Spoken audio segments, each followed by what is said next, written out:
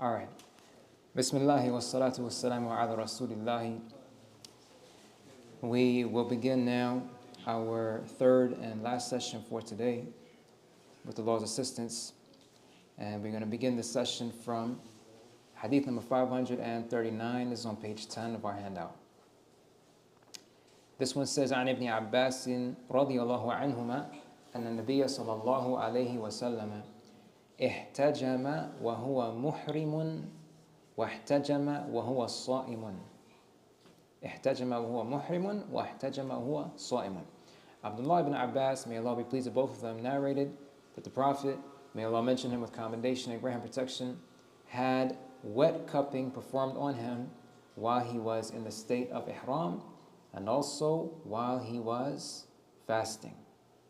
So the last portion of this hadith is the one that is of concern to us here for the topic that we are discussing.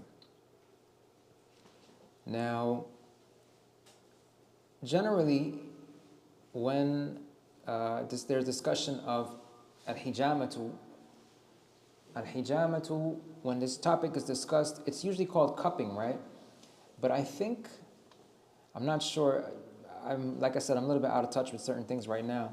I think in some of the more recent years, there has been a rise in certain types of people, maybe athletes, using cupping that does not involve incisions.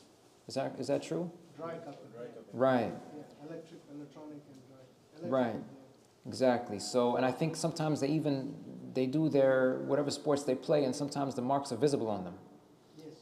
So yeah, that's dry cupping, where the cup's suction is applied to the skin, and it draws the blood up to the level of the skin, but the blood's not extracted, but it's drawn up to the surface. So when you remove the cup, you see a darkened spot, right, where that cup was, where the cup had been placed. So when no incision is made, they call that dry cupping. They call that dry cupping. Suction is placed with a cup, but an incision is not made. Wet cupping, on the other hand, is where you do the same thing, but incisions are made so that the blood that has been drawn up to the surface of the skin there, it actually leaves, it comes out of the body. So that's what we mean by wet cupping. So the Prophet ﷺ, may Allah mention him with commendation and grant protection, had wet cupping performed on him while he was in the state of ihram and also while he was fasting. Now, in footnote number 1, we said the wet cupping mentioned in this hadith is something that is done as a form of medical treatment, and there are authentic ahadith that mention some of its virtues. With respect to fasting, that's our topic of discussion, this hadith shows that having wet cupping done while one is fasting does not invalidate one's fast. Does not invalidate one's fast. This is the view held by the majority of scholars. All right, this isn't all of them. The majority of scholars hold this view. And they mention that this hadith abrogates the prohibition understood from the next hadith. Okay? It abrogates it. Meaning, it's the one that came later on. Later on. Something happened at an earlier time, something happened at a later time. The two things conflict. So we say that in a situation like that, where we can establish that one was earlier and one was later, we say the later one takes precedence and it abrogates what came earlier. So that's what we say here. It does not break one's fast. What's the next hadith? It says, عن شداد بن أوس رضي الله عنه أن رسول الله صلى الله عليه وسلم أتى على رجل بالبقيع وهو يحتجم في رمضان فقال أفطر الحاجم والمحجوم. أفطر الحاجم والمحجوم. Shaddad ibn Aus, may Allah be pleased with him, narrated that Allah's Messenger, may Allah mention him with commendation and grant him protection, happened to pass by a man in the area of Al-Madinah known as Al-Baqi' during the month of Ramadan, while the man was having wet cupping performed on him. Allah's Messenger, may Allah mention him with commendation and grant him protection, then said, a person breaks his fast if he performs wet cupping for someone, or has wet cupping performed on him. Both sides. Now, let's have a look at this note here. There's still more in this discussion to clarify how scholars come up with their understanding of abrogation. We said here in footnote number 2 on page 10, the majority of scholars consider this ruling to be abrogated. And they explain that this hadith mentions something that occurred at an earlier time, while the previous hadith from Ibn Abbas mentions something that occurred at a later time. Therefore, the ruling given precedence is the later one, and the earlier ruling is considered abrogated, which is a reiteration of what we said. So, the hadith narrated by Shaddad, they consider this one abrogated. What do they call it in Arabic? Mansukhun. Good. Shaddad, they consider has hadith to be mansukhun, and they consider the hadith of Ibn Abbas to be what? Nasikhun. Good. Let's move down to 541. This is still on the same topic, but just filling out some more dimensions of the situation to clarify how scholars come up with their understanding and how they use various ahadith together. It says, عن أنس بن مالك رضي الله عنه قال أول ما كرهت الحجامة للصائم أن جعفر بن أبي طالب احتجم وهو صائم فمر به النبي صلى الله عليه وسلم فقال أفطر هذان. Again, if we're reading here, we would say قال, right? Because that would be who talking? After hadani and before thumma, we're going to say qala here because who's talking? Anas, that's right. ثم رخص النبي صلى الله عليه وسلم بعد في الحجامة للصائم وكان أنس يحتجم وهو صائم. So pay attention to this carefully now. Anas ibn Malik, may Allah be pleased with him, said, the first time wet cupping was discouraged in the case of someone fasting was when Ja'far ibn Abi Talib, may Allah be pleased with him, was having wet cupping done while fasting. And the Prophet, may Allah mention him with commendation and grant him protection, passed by him and said, the two of them have broken their fast. The two of them. As we said in the note here, referring to the one performing the wet cupping, as well as the one having it performed on him. Both of them have broken their fast. But now look at the word in the hadith. It says thumma. Thumma. We wrote here in English, at a later time. The Prophet, may Allah mention him with commendation and grant protection, permitted wet cupping for a fasting person. In addition, Anas himself used to have wet cupping performed on him while he was fasting. Now, you see how what they do here? The scholars, they put all of these ahadith together. They don't just take the first one. Okay, it says he had it performed on him while he's fasting, so that means permissible. And then you have another hadith. Some other people might see this one. Both of them broke their fast. Not permissible. We have two things. There seems to be some sort of conflict. But now 541, it shows us something. It gives us, what does 541 add for us? What's that? No, the sequence. Sequence, exactly. This 541 tells us when each one happened, right? Because Anas said, this happened, and then at a later time, that happened, right? So this one tells us when. In our footnote here, we said this hadith, number 541, shows that there was an initial ruling of prohibition. That would be the hadith, that's what's mentioned in the hadith of Shaddad. That one conveys a prohibition.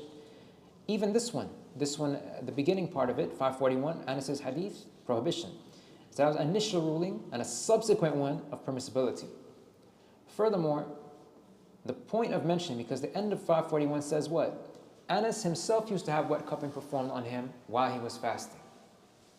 Anas used to have it performed on him. So we said here that the point of mentioning that the companion who narrated this hadith had wet cupping performed on him while fasting is to indicate that permissibility was the latter of the two rulings, and it was not subsequently abrogated. Because here you have a companion continuing to do something. If it was prohibited, you're not going to find the companion continuing to do it, right?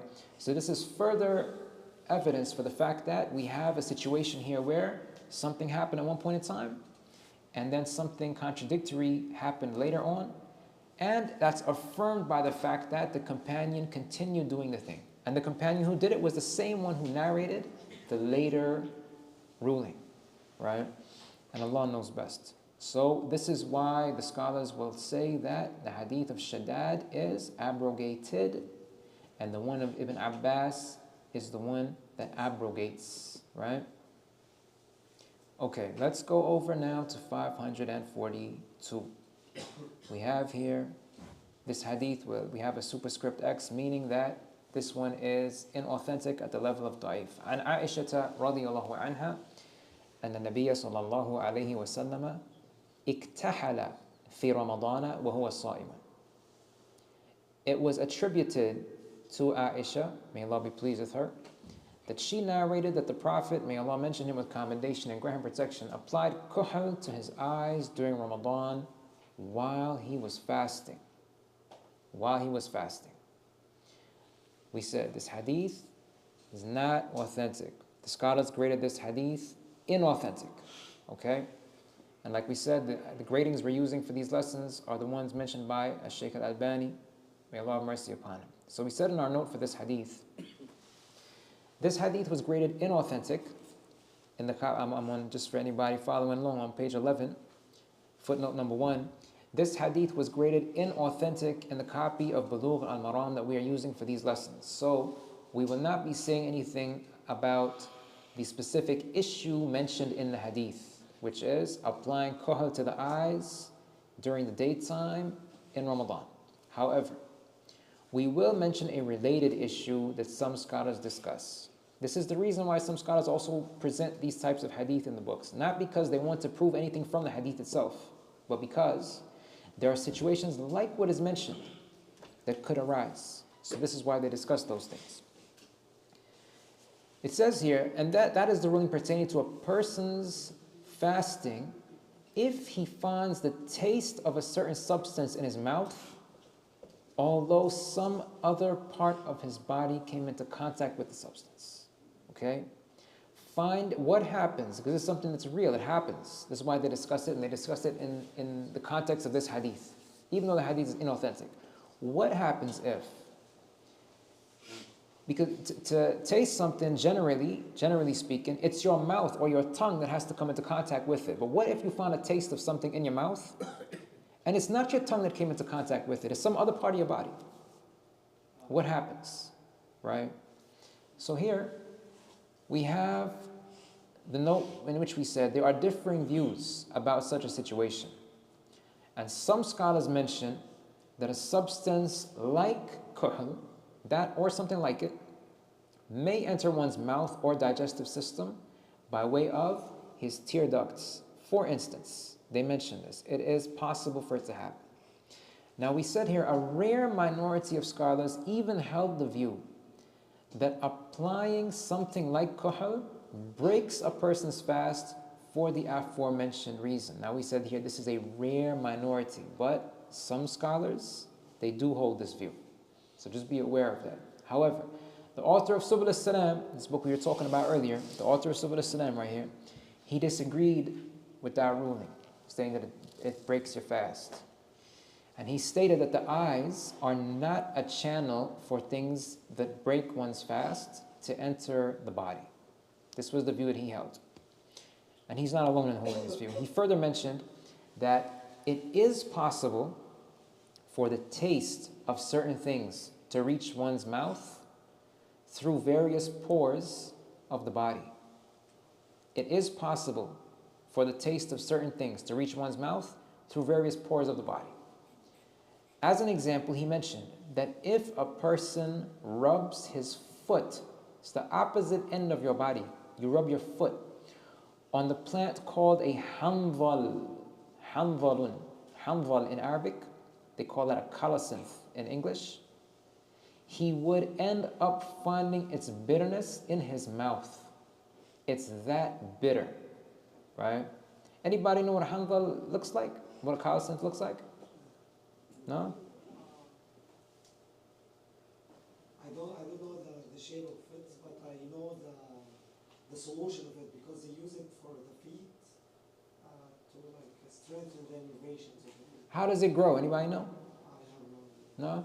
The desert? In the desert, that's a start. That's true.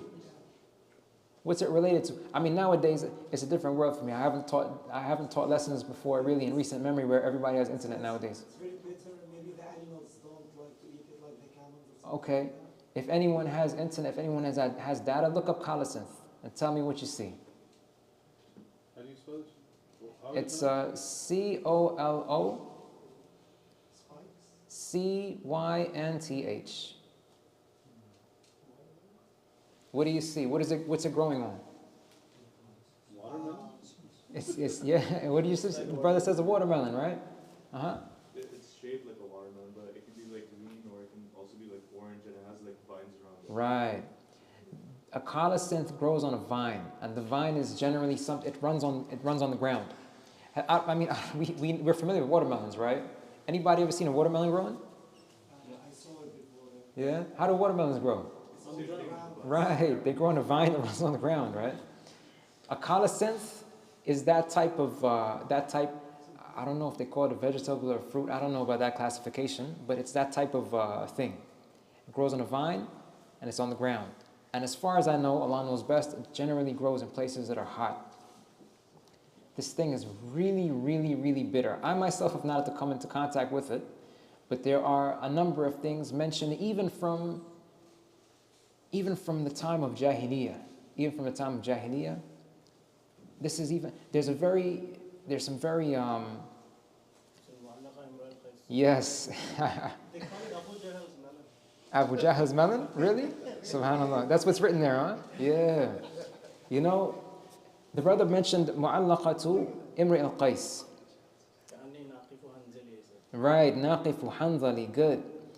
Now, we can digress briefly here. There's some poems that were really highly regarded for their literary value in the Arabic language from prior to Islam.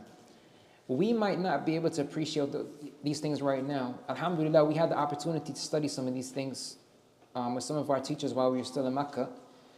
But nowadays, you know, we have one of the characteristics of these things, Mu'allaqatu, the poem that's ascribed to or attributed to Imr al-Qais in particular, is that they use a lot of words that convey an image or a situation. Because in older times, I mean, there's nobody here who has lived without seeing TV, right? Everyone here has seen images on a screen. Is there anybody who was born before that? Right, okay, good. So we don't know what it's like to when you want an image, you want to convey somebody, like just now, right? I asked you guys to look for something, so we can now pick up a device, search for it, and we don't just get a written description, we now get a pictorial capture of what the thing is. You see what I mean? It tells you in color, it can even, you know what I mean, give you perspective. You put something else for perspective next to it to give you a size. We can see these things visually. No one has to come along and explain it to you. Describe the taste also. What's that? Do they have that now? They have describe the taste as well. They have taste-o-vision now? I don't know, I told you I'm out of touch, man. I'm not sure. But I'm sure smell-o-vision and taste-o-vision, these things might be around. I don't know, man.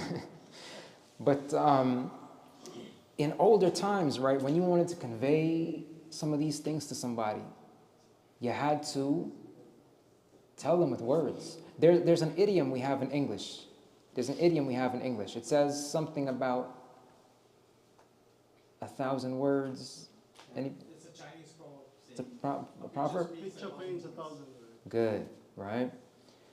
This kind of sums up that idea.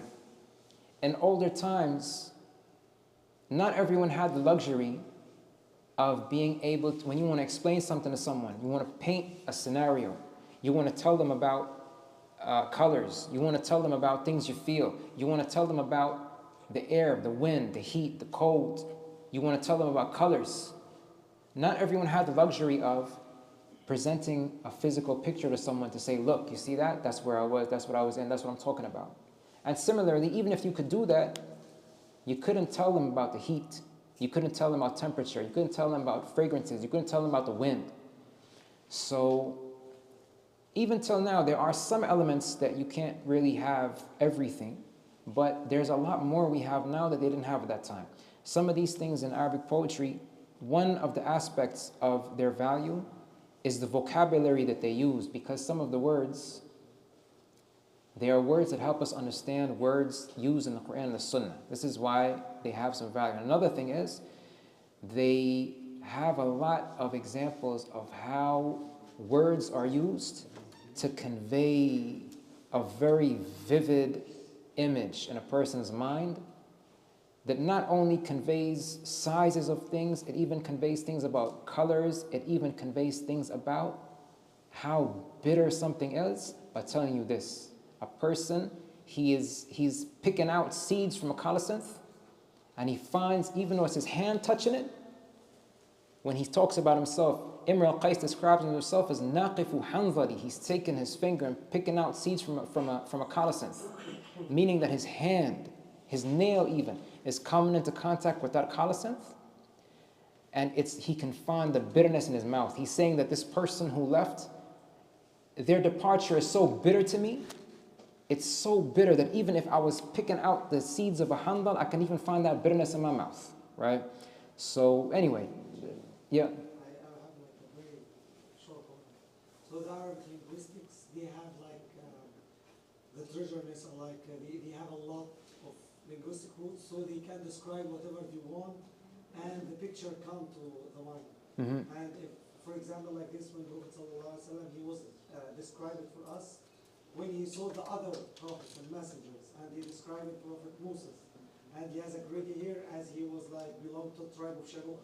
Mm-hmm. And he described Prophet Isa alayhi salam, that as he went out from a steam bath, you know, he's white and he has like The hair and things like those, right?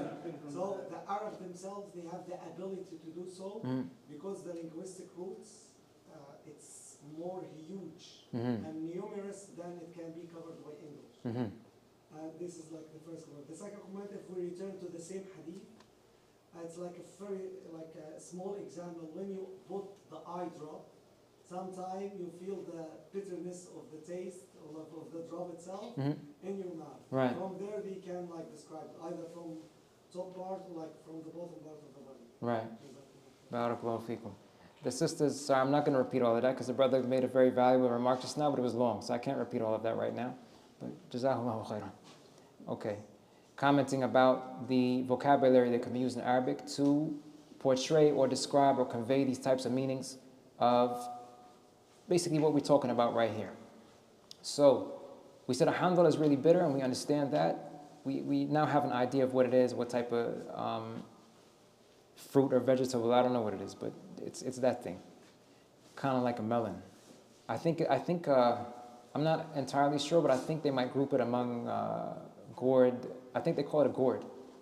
Gourds are things that are like melons and squashes and stuff like that. Okay, so if a part of your body, not your tongue, not your mouth, comes into contact with something, or as the brother mentioned, even if something goes into the eyes, and it so happens that you find its taste in your mouth, the majority of scholars hold that does not nullify your fast. Your fast is okay. If it's not your mouth, your fast is okay. All right?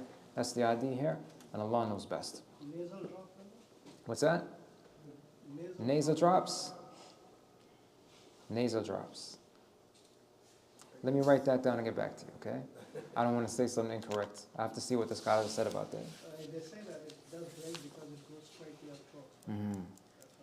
Let me see, nasal drops. I'll make a note of that. This was hadith number 542. All of these parts are all of them are linked. There is like a triangle can be described grabbing the scalp. Right. And Allahu A'lam, it's better for you to avoid it. Don't, Exactly. You know, don't go around whatever it may or may not. Yeah. Allahu A'lam. Absolutely. This is something that the brother is mentioning. It's a general default. If somebody does not have to go using something that will, kind of put him into doubt about if what he did is permissible or not, the best thing to do, and this is what we know from the Quran and the Sunnah as well. There are texts that tell us this. If you're not sure about something, the best thing for you to do is refrain, right? Especially if you don't have to do it, then refrain, right? And Allah knows best. So also for the nasal rubs, can we use that? Is that وَبَالِغْ فِي الْإِسْتِنْشَاقِ إِلَّا أَن تَكُونَ صَائِمًا? Possibly, the brother's making a good point. We have a hadith that we could sort of make an analogy with. Even for water, the Prophet ﷺ told us that you're supposed to draw water into your nose when you're making wudu, unless you're fasting. Don't draw it. Don't pull water in hard if you're fasting, because, as the brother was mentioning, and both of the brothers, your nasal passage is connected to your throat. So if you draw water in with force, and you don't need to, right, it might go there. So the Prophet ﷺ told us that in that hadith, and the brother is mentioning this because this is also something that provides us with that understanding, that they are connected. So we have something that tells us particularly that if we can understand as well, if you're going to be drawing something into your nose, this is something that we have been, we can say, cautioned against when it comes to fasting, and Allah knows best. Sheikh, you said if something we're not sure, we should avoid not doing it, right? If something would, if we don't know if it'll break our fast or not, and you don't have a need to do it, the best thing to do would be, Just only for fast or in general? Well, in general, but we're talking about fasting right now. Oh, okay. Yeah. Because I was thinking getting married, because if you're not sure that how the marriage will end up. Okay, the brother's bringing up a good point, right? This will be, sorry, what hadith number was that? That was number 548. 538, I'm sorry, right. Hadith 538 from our previous session. The brother's bringing up the point that this is on a note of us avoiding things that may lead to the prohibited. The brother's mentioning that if a person, we read Hadith 538, and we said that this is something that should be avoided. Those forms of intimacy, kissing or embracing, should be avoided if there's a reasonable possibility that it might lead to either the spouses doing something impermissible. So the brother mentions, Jazahullahu khairan, if people get married during Ramadan, it might not be a good idea. Everybody knows themselves, right? Some people get married and, you know what I mean? It might be something, if the person has, it's reasonable possibility they might do that, then right? If they know that from themselves or they find that, then it might be better to hold off until after Ramadan, and Allah knows best. Now, with that in mind. Sheikh, I have a question. So some people can use this as an argument to say, let's delay the fast, opening the fast by 5 minutes to be on the safe side to avoid losing our fast. Well, the brother's asking about being on the safe side.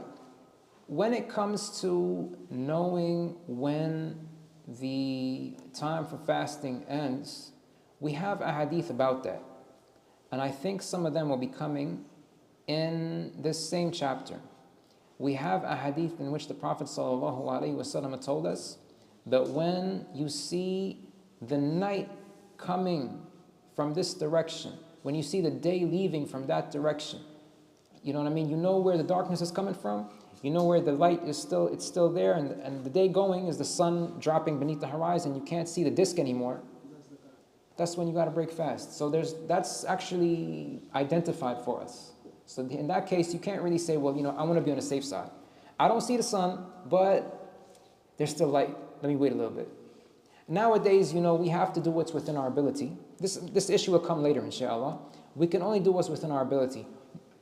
If, for argument's sake, let's say that we were living in a situation where we could see the horizon, okay? Many of us might not even be in touch with what time of day we're supposed to go and look. Imagine if we didn't have schedules, we didn't know about this stuff. We might have to go and sit and because we're not accustomed to knowing what time of day the sun sets. We'd have to go and sit and look. Fajr time, for example. The sun setting is one thing, but let's say dawn. How many of us would be able, if we were in a point where we have a vantage point, you can see the horizon. How many of us here, I can speak for myself, some of you might know, I myself, I don't know. If you go to a place where you can see the horizon, would you know when Fajr time begins?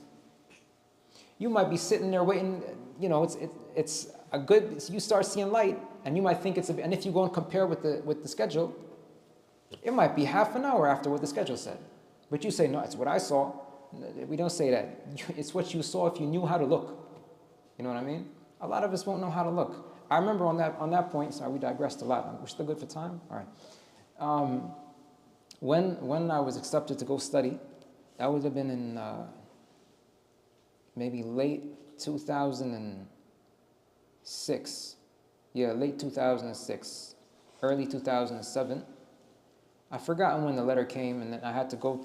I mean, I don't know. Nowadays, things are different. Back in that time, we had to go to the embassy, the Saudi embassy in Ottawa, to handle the paperwork and stuff. I think that still existed in your time too? No? Okay. You brought it here. Okay. In my time, we had to go to the embassy.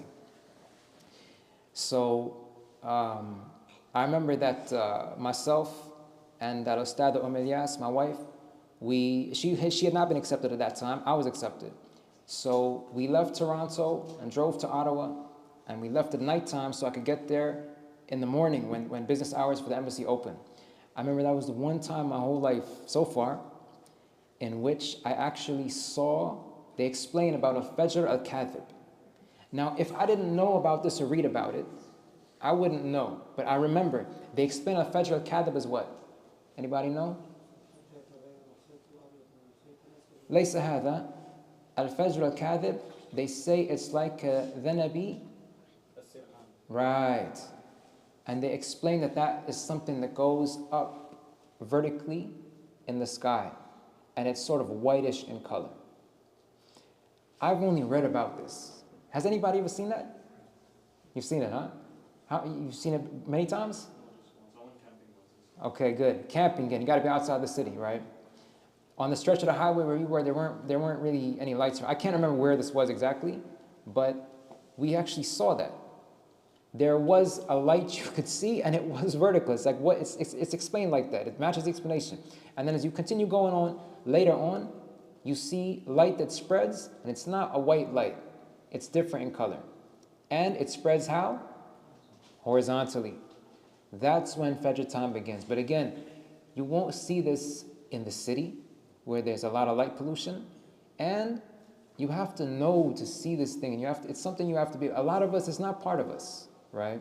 So the safe side thing, Allah knows best. We can only do this within our ability. We have to do these types of things with schedules and stuff like that because it's what we have, and it's what is based on those things, right? If you go and look, you'll probably find that it matches those things. But that's what we can do. That's all we really have, right? Unless we are in a situation that allows us to do otherwise, we could. May Allah enable us to do what's closest to obeying Him and closest to the Kitab and the Sunnah, right? But that's as much as I think we could say. Allah knows best. Am I good to continue? Yeah. Okay. All right. Number 543 we're on right now. عن أبي هريرة رضي الله عنه قال قال رسول الله صلى الله عليه وسلم من نسي وهو صائم فأكل أو شرب فليتم صومه فإنما أطعمه الله وسقاه. Abu Hurairah, may Allah be pleased with him, said that Allah's Messenger, may Allah mention him with commendation and grant him protection, stated, if someone forgot that he was fasting and then ate or drank as a result, he must still continue his day of fasting despite that. What happened was indeed nothing besides Allah giving him something to eat or drink. All right, if someone forgot that he was fasting, this says, and then ate or drank as a result, he must still continue his day of fasting despite that. What happened was indeed nothing besides Allah giving him something to eat or drink. This hadith is general, it just talks about fasting. But look at the next narration. Another narration contains the wording, Man aftara fi Ramadana. في رمضان ناسيا فلا قضاء عليه ولا كفارة. If someone forgetfully does something that breaks his fast during Ramadan, he does not have to make up that day of fasting or give anything as expiation.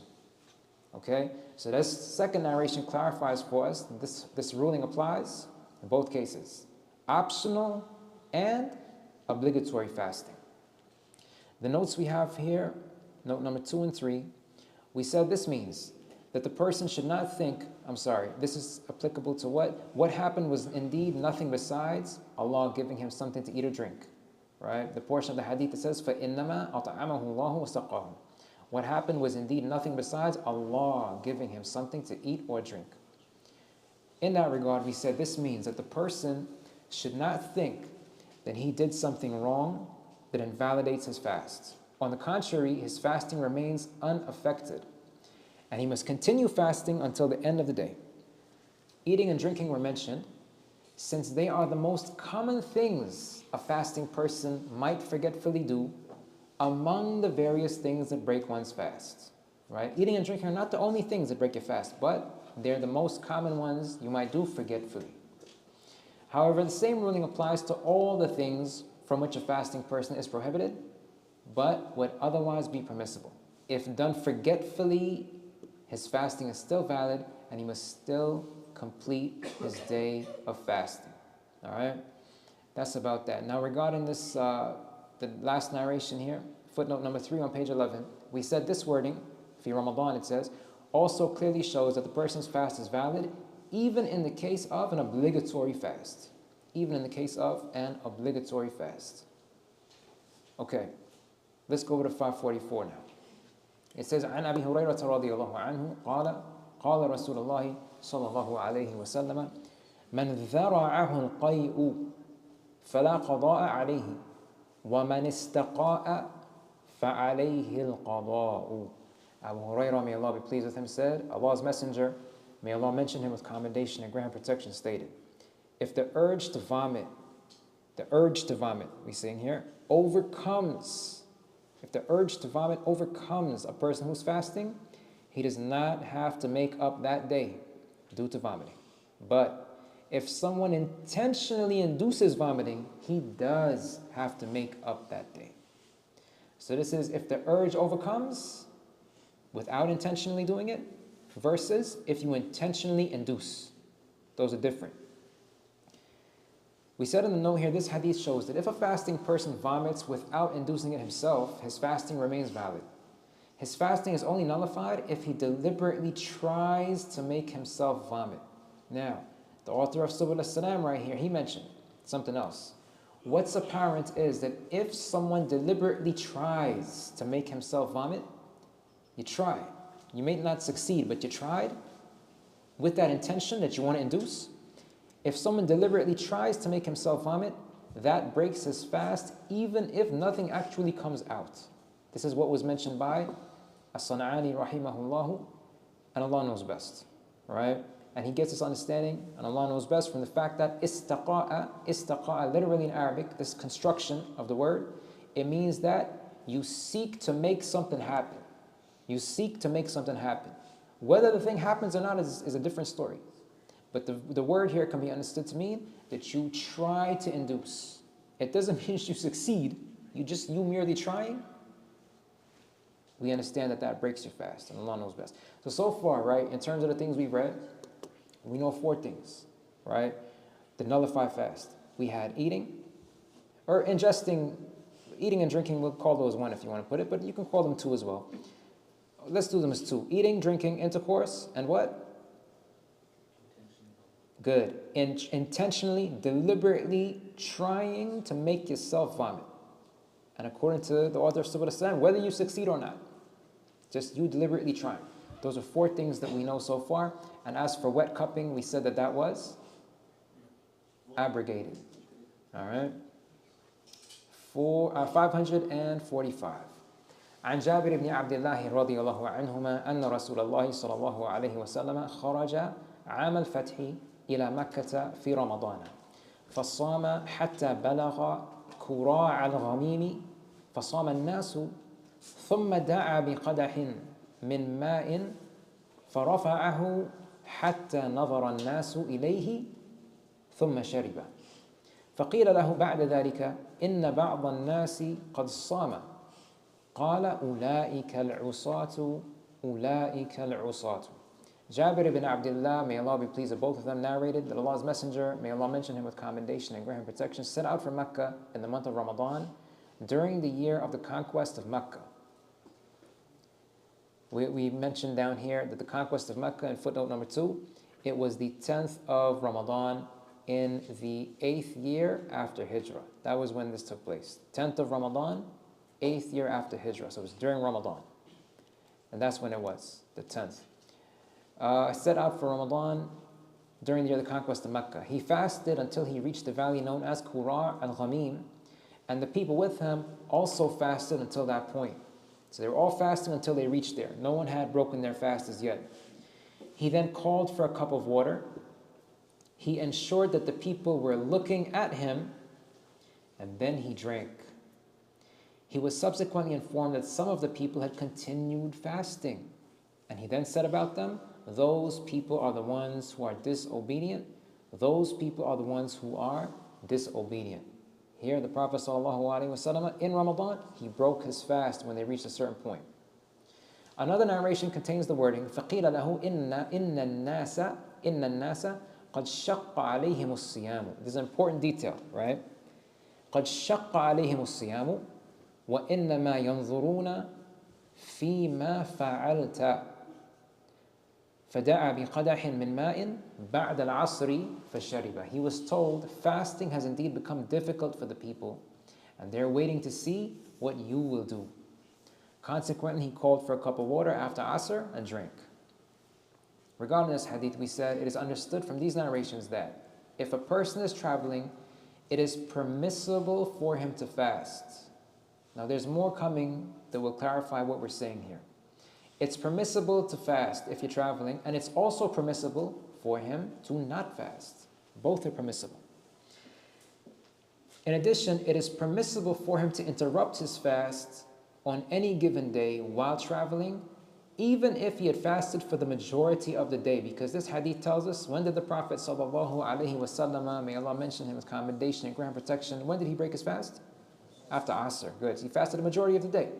Scholars have explained that the reason for the Prophet, may Allah mention him with commendation and grant protection, saying those people are the ones who are disobedient, is because they declined to accept the concession and ease that Allah granted them in that situation, and they made matters unnecessarily difficult for themselves by continuing to fast. This is a very important detail here when it comes to this issue of when we put all the texts together that relate to fasting and traveling. Remember what the second narration said? It became difficult for them, right? So let's read that sentence again. It's because they declined to accept the concession and ease that Allah granted them, and they made matters, this is the idea, they made matters unnecessarily difficult for themselves by continuing to fast. Therefore, if a person experiences difficulty fasting while traveling, now what's the difficulty we're talking about here? Examples, such as becoming too weak to perform obligatory deeds. For instance, obligatory deeds. If you're too weak to do that, it is better to not fast in such circumstances. But now, in contrast, if fasting while traveling does not put one through difficulty, and he remains able to fulfill his obligations, it is permissible for him to fast.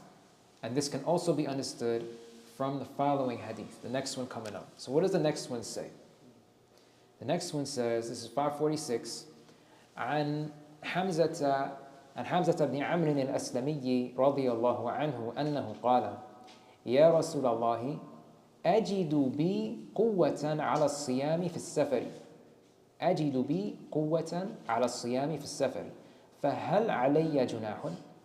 فقال رسول الله صلى الله عليه وسلم هي رخصة من الله فمن أخذ بها فحسن ومن أحب أن يصوم فلا جناح عليه. Hamza ibn Amr al-Aslami, may Allah be pleased with him, narrated, I had once inquired, Messenger of Allah, I find within myself the strength to fast while traveling. I find within myself the strength to fast while traveling. So notice what he's saying here. I know that fasting is not going to put me through hardship or difficulty. I can do it, and I'm not going to be too weak to do other things that are wajib for me. If I do that, I mean if I fast, would I be doing something wrong? Allah's Messenger, may Allah mention him with commendation and grant him protection, replied, permission to not fast while traveling is a concession granted by Allah. Accepting that concession is a good thing to do. And if one still desires to fast, he would not be doing something wrong. Keep that in mind. Accepting the concession is a good thing to do. And if you still want to fast, it's not wrong. Let's see the note here. We said, as pointed out earlier, this is the ruling that applies so long as fasting while traveling does not render the person too weak to fulfill the obligations he's required to fulfill. That's when you can fast. But if it would do that to you, then what would be more virtuous? To not fast and to accept the concession granted by Allah. The last hadith we want to cover in this session says, عن ابن عباس رضي الله عنهما قال رخص للشيخ الكبير أن يفطر ويطعم عن كل يوم مسكينا ولا قضاء عليه. Abdullah ibn Abbas, may Allah be pleased with him, stated, concession was granted for an elderly person to not fast, but instead to feed a needy person for each day not fasted. Additionally, the elderly person who does that is not required to make up any of those days. We'll repeat that. This is a statement of a companion right now. Statement of a companion. Concession was granted for an elderly person to not fast, but instead to feed a needy person for each day not fasting. Additionally, the elderly person who does that is not required to make up any of those days, meaning that feeding takes the place of fasting, right? Feeding a needy person would take the place of fasting, and that person, the elderly person, would not need to fast at some other time.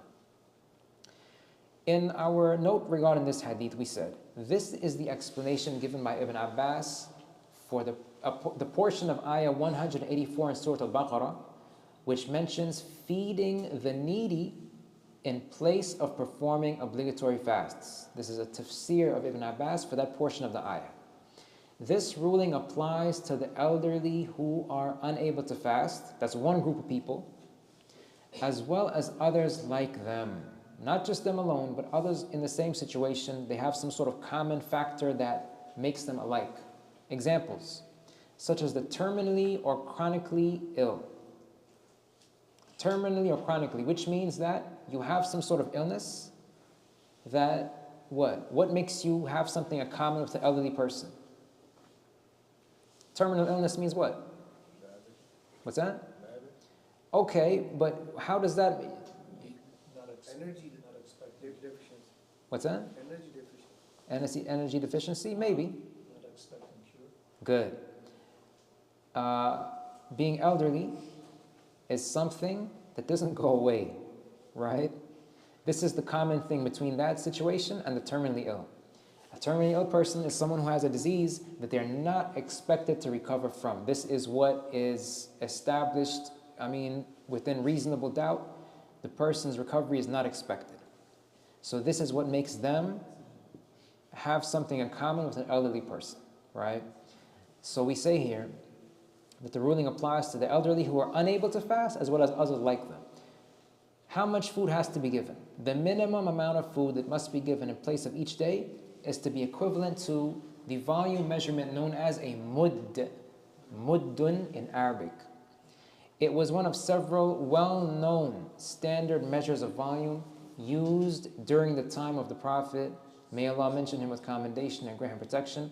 Various contemporary researchers, using an array of vessels and methods of measurement, have determined that the volume of one mudd unit, like it was actual a physical measurement, so it was a physical container, is equivalent to an amount between approximately 600 and 790 milliliters.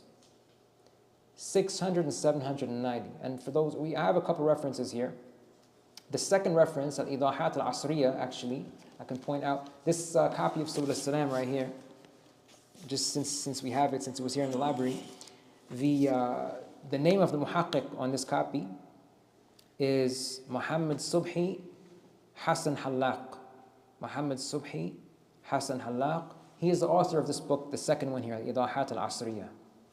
And he has, in this book, he basically compiled a list of a number of volume measurements or lengths and things like these that we find in a hadith, and he used various examples and samples of these types of things to arrive at contemporary measurements for them. The key here, though, is that a mudd, and similarly a thing called a muddun and something called sa'un, these are measurements of volume. Measurements of volume. They're not measurements of weight. They're measurements of volume. All right? That's why we said it's approximately, it's between 600 and 790 milliliters. There's discrepancy because these things are there are different types of vessels that people have and different ways that have, things have been narrated about how the vessels have been made and stuff like that. Those who are, I don't have any of these vessels myself. I don't have one. Do you have one? Yeah? Okay. Maybe inshallah at some point in time? About 1.5 of those, okay. Inshallah at a later time, when akhuna wa ustaduna Abu Abdullah has another lesson, inshallah, maybe he can discuss that one with you. Because me, like I said, I don't have one, but he has one. Do you have more than one or just one? More than one. Okay, maybe if we do more than one and you guys can do some experimentation, you'll see the discrepancies, right? All right. This is where we wanted to conclude the hadith we'll study for today. And we'll have a look at are we okay to do our review? Are we out of time? I think something was mentioned about food coming. After Maghrib, inshallah. Okay. All right, so that means we're good for review then. All right. Number one, we said the answer is not in the lesson. What difference is there between wet and dry cupping? Dry cupping is when there's no incisions, but wet cupping is when there's sort of blood comes out. Good. So cupping involves using suction to draw blood to the surface of the skin. Wet cupping is when there are incisions, so the blood comes out. Dry cupping is when it's just drawn to the surface and no incisions, the blood remains within the body. Question 2, answer not in the lesson, meaning not in the handout. What does ihram mean? This was mentioned in the first hadith we mentioned, that was mentioned in this lesson. What does ihram mean? Condition where harming someone else or like in those scenarios is haram. A condition where harming someone else is haram, he said? Yeah. Okay, that's part of ihram, yeah. A good thing is mentioned by the brother here. It's a state, it's a condition, right? There's some more too. Anybody have something else to say? It's like when you're going into like either Hajj or Umrah, and you're like wearing the specific clothes.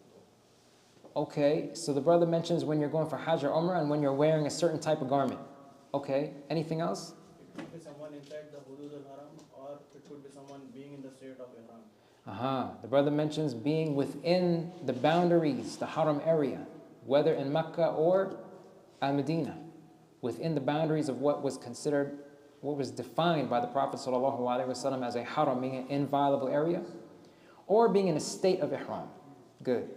Anything else? When you cut yourself from dunya for the purpose of performing like visiting the whole place, after the point where Prophet ﷺ has mentioned, Ata alayhinna. Yeah. Okay.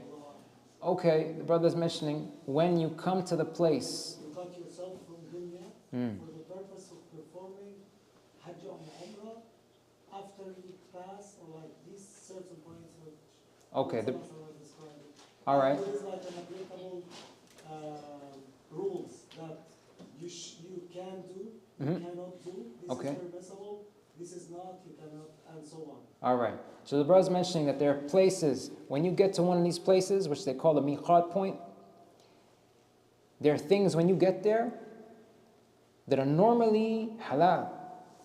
But when you reach there, if you're going to go to perform Hajj or Umrah, as soon as you pass that point, if you're going for Hajj or Umrah, some things that were normally permissible, they stop being permissible. They're haram now.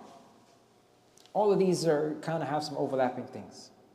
Ihram, the one common thing which everybody said, or most of you said, is that it's a state. It's a state. Some people think ihram is 2 pieces of cloth. right? Ihram is not two pieces of cloth. Does anybody know what those two pieces of cloth are called? What's the upper one called? What's the lower one called? The lower one is the bottom half is called the izarun, right? What's the top half called? Rida'un. Together, what are they called? Hullatun. That's right. So those two things, top and bottom together, they're called a hullatun. Okay? They're not called ihram. They're called hullatun. Ihramun is a state. It's a state that you're in. Basically, yes, certain things that would be permissible, they stop being permissible, and it's that case for people going to perform Hajj and Umrah. What the things are, that has some details, but some of the brothers mentioned that harming or stuff like that, these are part of it, but there's more as well. All right. Number 3, what basic ruling regarding fasting can be drawn from Hadith 539? Open book, remember. I'm just going to open my other book with me here. 539. What's the basic ruling? It does not invalidate the fast, even in the state of ihram. What? The cupping, wet cupping. Good. So wet cupping does not invalidate the fast. That's the basic ruling. Good. Whether in ihram doesn't invalidate your ihram, and also if you're fasting, it doesn't invalidate your fasting. What basic ruling regarding fasting can be drawn from 540?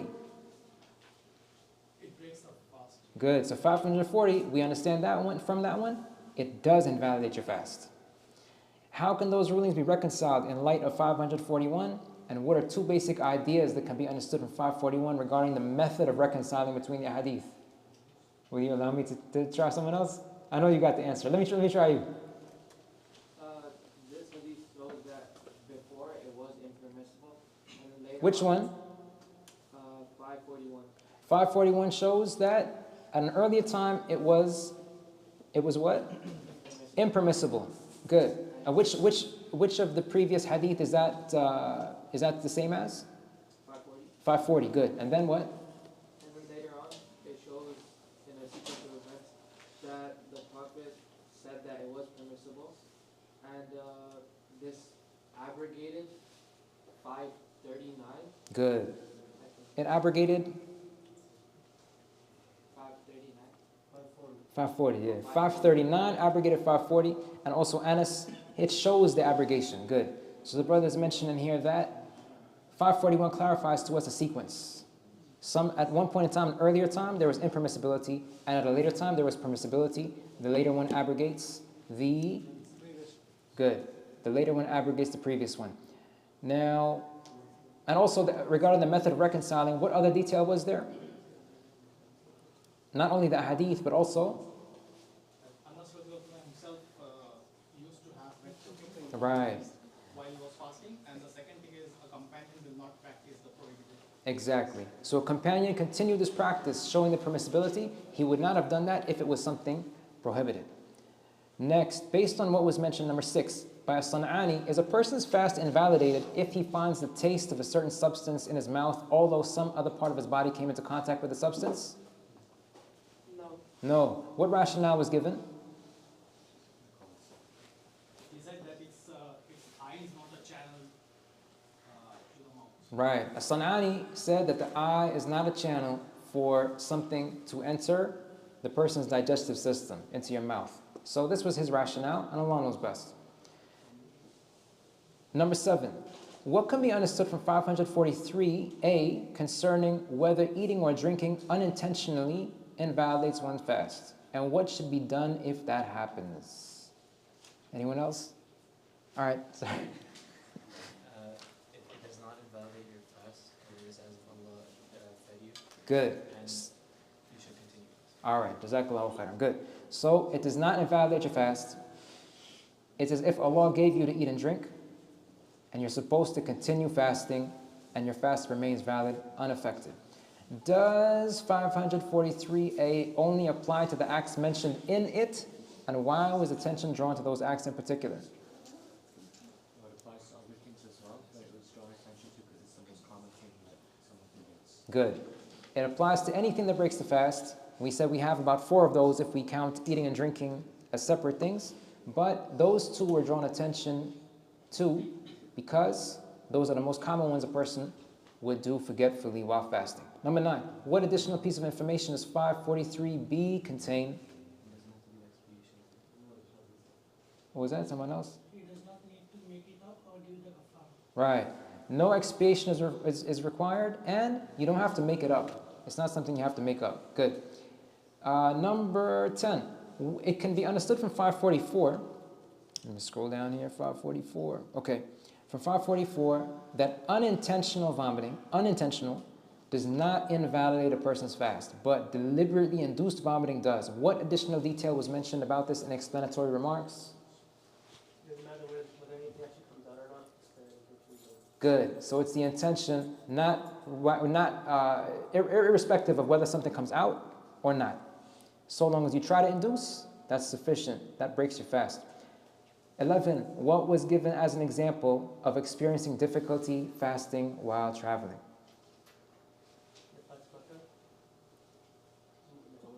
Not quite. Good. Not being able to do what's obligatory. Not being able to do what's obligatory. This is an example of experiencing difficulty.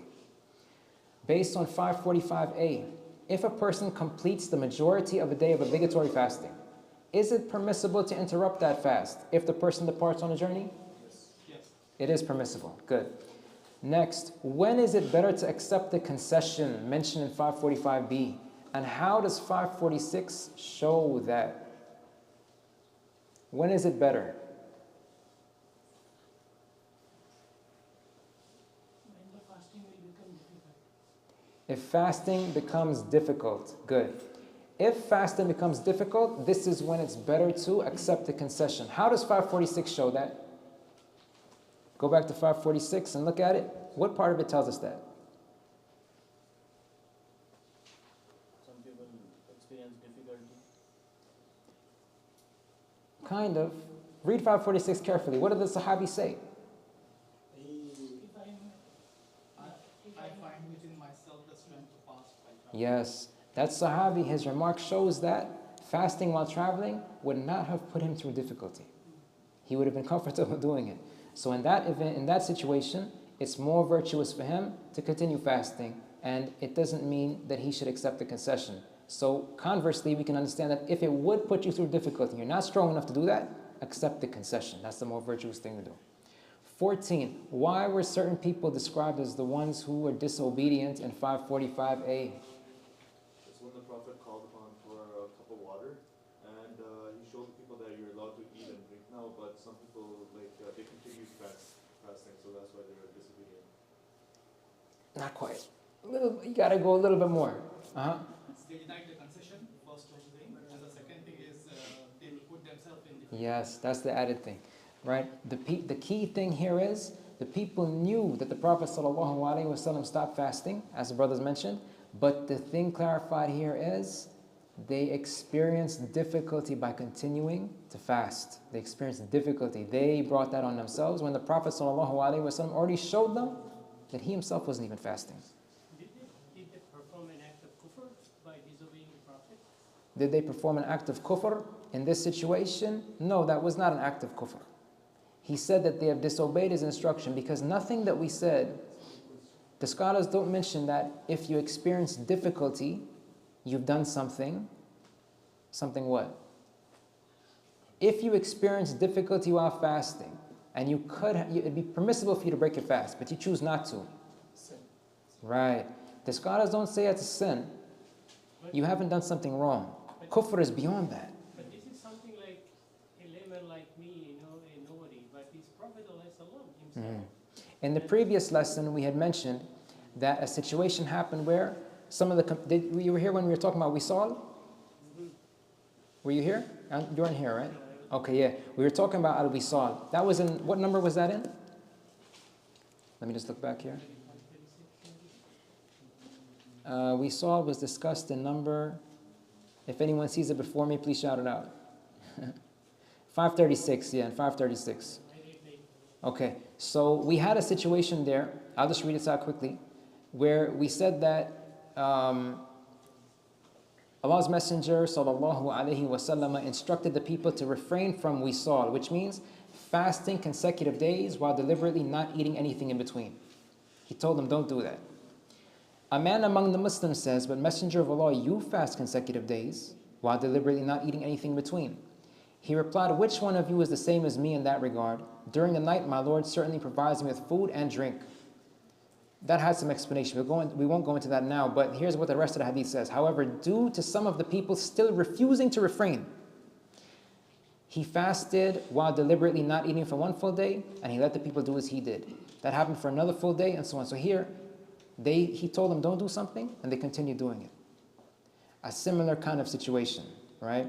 What we explained here is we said that the scholars, the way they explain this and how we understand an action of the Sahaba in a situation like that, is they may have thought that his instruction to refrain was given out of his concern for them and not wanting things to be difficult for them. Some of them might have understood this. They did not think he was completely forbidding, right? So in a situation like this, he breaks his fast. They might have understood this to mean he just doesn't want to make things difficult, and he's showing them it's okay to break your fast. This is what they would have understood, and this is how we should understand actions of the companions in situations like this. They didn't understand his action to mean, I prohibit you from fasting, period. And if you do it, right, do what I say or else. They didn't understand it like that, all right? They would have probably understood it in a similar light as what we said earlier, and this is an explanation for 536, all right? Okay. Why were they described as the ones who are disobedient? We did that just now, right? Okay, 15. 547 explains a portion of an ayah in the Quran. Which ayah is that? What's the ayah? What's the portion? Say again? وَعَلَى الَّذِينَ يُطِيقُونَهُ. Good. Now, okay, yeah, that's the portion of the ayah. This is a bonus question. Does anyone know how that ayah is also recited? Which fits with what? Because literally that ayah says, وَعَلَى الَّذِينَ يُطِيقُونَهُ, those who are able. Those who are able. Ibn Abbas's explanation was a little bit different. It says يُطَوَّقُونَ. Yeah, يُطَوَّقُونَهُ. Right? Good. So that's a different way that it was read. Okay, next was number 16.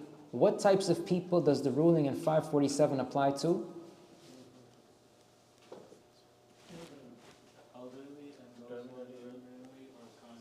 Good. Elderly are those who are like them, and we gave examples as terminally ill, chronically ill. Number 17, part of the answer is not in the lesson. What type of measurement is a mud? What type of measurement is it?